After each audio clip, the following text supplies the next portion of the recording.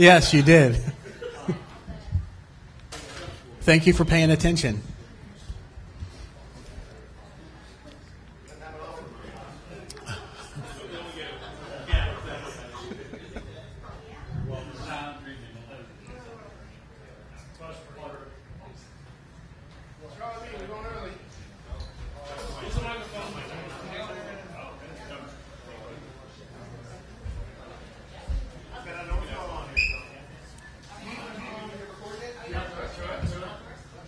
What?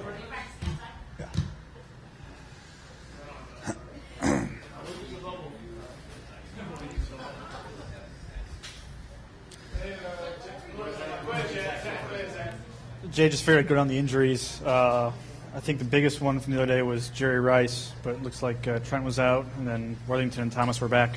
And Garcon was back as well. Yes, they were back, and we just held Trent out. He got kicked in the shin. Just a precautionary deal, but he's fine. Jerry Rice, yes, I think he tore his labrum, and he's going to have surgery. Status at today's walkthrough? Junior, by the way. When will you guys make the call on today? Have you made the call on that? Going outside? Yeah. Yeah, we're going to go outside. It Okay. looks okay right now. If it turns into a downpour, we might have to adjust, but I think it's going to be okay. We can get a little wet. Not yet, no. An IR. Yes. Yes, done. Okay. We'll see what happens with Bruce, how he handles that. You said yesterday that you guys were going to practice in pads this morning. You decided against that. What went into that decision? We're going to go full gear tomorrow, and like I said yesterday, my whole goal is to get everybody 100% for Monday so we can all be competing against New England. And we had a couple bruises here and there, a couple little hamstring strains, kicked in the shin, all that stuff, so I wanted to just taper off a little bit today. And then come tomorrow, we'll be in full gear for the fan day, give them a day off, and then they'll be ready to go for Monday. You had said last night you were going to particularly discuss with the officials the defensive holding. I think there were 7 more flags this morning. Did you get any satisfaction, and where you're going to have to really harp on the DBs to make some adjustments? You're going to have to. If they're going to call it like that, it's going to be an issue across the league, and it's not just here. It's going to be across the league. These defensive backs and linebackers have been taught a certain way for a long time, and they're just going to have to let go of the guys after 5 yards and make it a point of emphasis. Otherwise, it'll be a flag fest, like I said yesterday. We had a couple more today that were questionable in my opinion, but that's the way it's going to be, and that's what we're going to have to adjust to. It's football, but how much has the rain changed your approach, and is this a time where you perhaps look at, and I know people from Richmond don't want me to say this, but you miss the bubble that you'll be practicing in during the season? Well, you miss it if you miss time, but fortunately we've only missed the one walkthrough period, and we didn't miss that. We went to the bubble. So, my biggest concern is Monday, if it pours down and there's lightning, we have to cancel a heck of an opportunity to get better against New England. But hopefully that won't be the case. I have no problem practicing in the rain as long as it's not lightning, obviously, and it's not a threat to injure the players. But a little rain here and there doesn't hurt anybody. Gets us a little wet, but it's not an issue. But like I said, Monday, haven't seen a weather report yet. That'll be my major concern if it does have hurricane-like effects or what have you, and we have to miss a day. That'll be bad. Jay, you guys working on the hurry up today, some no huddle, late minute game situations, all that. What's your philosophy on that as a strategy? How much have you incorporated that in the past, and how much would you like to have that be part of the offense going forward? Well, no huddle's a way of life now in the NFL. You read that a lot more teams are trying to go to it. The tempo, really, I want to make sure we get it in so our defense can practice against it, but also as a tool for our offense to be used on a weekly basis. When, I don't know. How much, we're not sure yet, but to have that in our hip pocket and the ability to go to it. Sometimes offensively when things get stale, you want to change the tempo, and it's a great way to change the tempo. And I know Robert's used to it being from Baylor. I know a lot of our players are used to it. I know our defense has to get used to it. Obviously playing against Philly and some of these other teams that are going up-tempo style, it's very important to get the communication process going with offense and defense, with your line calls on offense, defense getting your coverage communicated to the secondary and linebackers. So it's great for our team to get used to seeing it and playing it and finding out who's in shape and who's not in shape, and if you're going to sub, do it fast. So it's a great avenue for us to really work right now, so when it happens during the regular season, it comes naturally to us. We talked to Robert today about maybe having an opportunity to talk to Tom Brady on Monday or Tuesday. Any plans on talking to Coach Belichick for you? Yeah, I'm sure we're gonna communicate. We'll be out here together, for those 3 days. So, yeah, it's a great time. Like I said yesterday, New England Patriots model franchise for a long time, and they've been consistent in what they do in their approach and winning games. And anytime you get a chance to practice against somebody like that, I think it's a great benefit for a lot of people. And hopefully Robert will see the way Tom Brady handles the huddle, handles his teammates, and as a leader and as a person and as a player. And anytime you get a chance to learn from somebody like that firsthand, you better use it to your benefit. And I intend to use it with Coach Belichick, and hopefully our whole team gets a chance to watch a team play like that and learn from them. And maybe they'll learn something from us too. Coach, Aldrick Robinson has really had a nice practice today, a lot of big plays. With so many receivers there, maybe gets lost in the shuffle to some people, but what have you guys seen from him this offseason into training camp? He's done well. And there's no substitute for speed, and he definitely has it. His hands got to become more consistent. He's dropped a few here and there, but overall I think Aldrick's had an excellent camp. There's been a lot of guys that have done well, and the competition at receiver, offensive line, a lot of our positions is very tight, and it's going to come down to the games, and it's going to come down to this practice sessions the next couple of days against New England Patriots and the consistency that you perform on a daily basis. Can you put one practice after another, or are you just going to have one good practice and then have a terrible practice and then have a good one and a bad one? We're looking for consistent players, guys who can put together day in and day out, and then obviously perform when the lights got on for real. How have you felt about the way Jarvis Jenkins has done? He's gotten more opportunities since Hatcher's been out, but how has he progressed? I think he's done a good job. I think really he's improved his pass rush considerably, just that I've seen since I've been here. He's done a really good job of understanding pass rush angles and getting push in the pocket and still playing the run. So Jarvis has been doing a very good job. And, Jacob and Coach Baker, you can see the effect that they've had on him as far as not just playing around but getting upfield, working his hands, getting back to the quarterback in the stunts and all that good stuff. So Jarvis has done well. Coach, back here, right corner. You guys do a lot of evaluating, obviously, after each workout. Can a player play his way off this early in camp? I mean, do you make decisions that early on somebody and just say, we're not going to worry about that guy again? If they're here, we're going to still work with them and hope they get better. And if they've struggled one practice, we got to make sure we coach him up and see if he improves the next practice and continues to get better. But we're not making any final decision on anybody just this soon. We want to see them. If they're here right now, they're here for a reason. We're going to give them an opportunity to perform against New England in the preseason.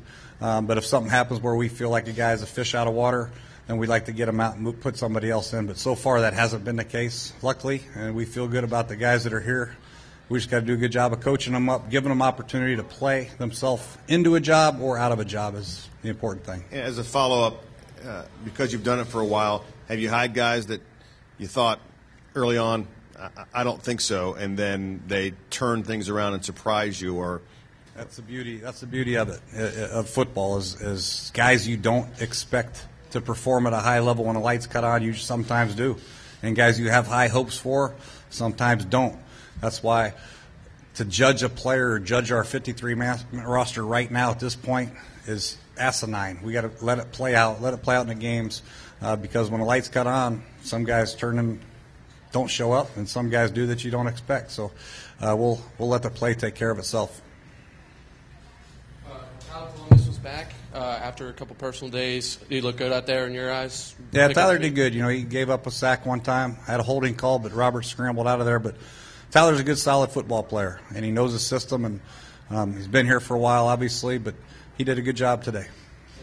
Follow-up to that, Trent Williams had, as you mentioned, had a shaking kid, just had to, work out of it a little bit. Tyler's been gone. Is the chemistry coming together, or has there just been a lot of problems with some of this pressure that they're giving up because of all the time missed with the repetitions? No, I think the chemistry's there. I think they're doing a good job, and especially in the run game. We're getting they look very good, cohesive as one unit, getting up to the next level and giving the back an opportunity to make his cut and make a good decision. And we've got some really good look at some runs. In the pass protection, We've given up a little bit of pressure here and there, but the amount of times that we've thrown it, and some of the situations will cause some issues from a protection standpoint. We've given them some third and long periods, and very difficult conversion situations. But overall, I feel pretty good about our protection and the way their run game's going. So we got to get better in all phases, no question. The challenge that our defense is giving our offense on a daily basis and the challenge that our offense is giving our defense on a daily basis will make us better in the long run. We don't want it to be easy by any stretch either for our offense or for our defense. We want our defensive line to get off and put as much pressure as possible on our quarterback so we can work it, and vice versa. We want our offense to give our defense the best possible looks that we can give them screens. A lot of different looks we're giving them, and I think it's been good, a good learning deal for everybody. Jay, you guys had, I think it was 3 or 4 days of practices last year with the Falcons. How instrumental did you find that period? How beneficial? Yeah. I thought it was great. Initially going in, I wasn't too fired up about it. But, going into it and giving a chance to just practice against different people, I think that's the big thing is, you get tired sometimes seeing the same people over and over again as a player is concerned. Now you're going against somebody else, and somebody else is trying to make a team, so the competition should be fierce, I would think. It's a great opportunity for some of these young guys to really show what they have against another football team that's been very good for a long time. So I think it's a great chance for everybody to learn, get better, and also a great chance for us as coaches to evaluate our guys and evaluate what we're doing schematically. Along those lines, practicing against a team you're going to play, does that change how you prepare for the game, A, and B, when will you as a staff decide how long starters are going next Thursday and so on? Yeah, we've kind of decided that, but as far as the game's concerned, I think we're more interested in finding out who can play. We're not trying to game plan as far as the scheme is concerned. We're trying to line up and find out who can play. Run some base pass concepts. They're going to do the same thing. And the ultimate goal is to, A, get our starters in there a series or two, get a good rhythm going for them, and then B, get the backups in there and find out who our best 53 are. We have 4 games to do that. Are you guys going to do any sort of 10-play scrimmage type deals when they're here? 10-play scrim live? Yeah. Yeah, we could do that with some of our backup guys, yes. And when you're in a situation like this, do you ever worry? I mean, in the preseason, coaches are always kind of afraid to show anything during these games. What about in a joint practice like this? Not really. And that was my concern last year going against Atlanta. That's another opportunity for somebody to get your tape and study your film and your tendencies. But I think as long as we're aware of what we're doing, we line up in a certain formation. There's a lot of different things we can do. It's just a matter of us coming out and doing what we do well and playing at a high level and letting the guys perform. We'll figure out the X's and O's. We'll figure out our tendencies. We'll make sure we're not doing the same thing over and over again, that we give a defense a leg up on us or offense a leg up if we're on defense. So very important for us as coaches to study that and make sure we're policing that. But I don't think it's an issue whatsoever. We have 4 games on tape before a regular season game, so the Texans will have plenty to study from us. So we just have to do a good job as coaches to police it. Okay. I'm interested in how much planning goes into those 3 days of practices. I assume that there are probably drills that Bill wants to run, you want to run. How much back and forth was there? How much planning? Yeah, I talked to Coach Belichick, 2 or 3 months ago, and we planned this thing out. The way we're going to set up practice, how we're going to do individual, who's on what field, what periods we're going to do as far as team run, 7-on-7.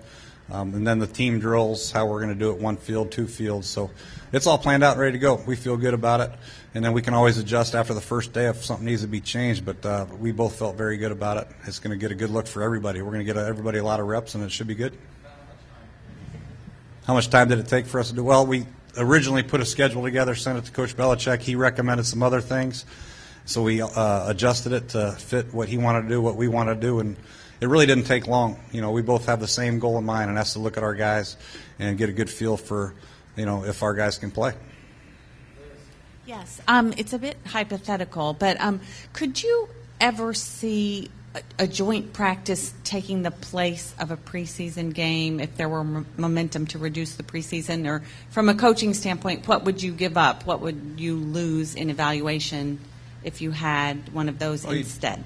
If you did it instead of a game, you'd do more live. This isn't, when we're going against New England, we're going to have very few periods that are live, maybe one or two, possibly.